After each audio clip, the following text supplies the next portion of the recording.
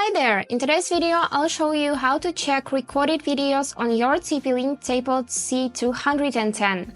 Let's get started. So, for this we just need to open Tapo application, and here on the main screen we can see this manage option. We need to tap it and now select Playback and download.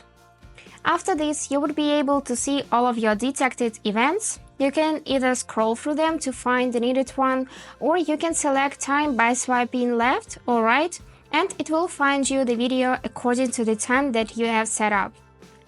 You can also do the same by choosing the date. Just tap on the calendar and choose any date from the list. Great, now let's go in the download section.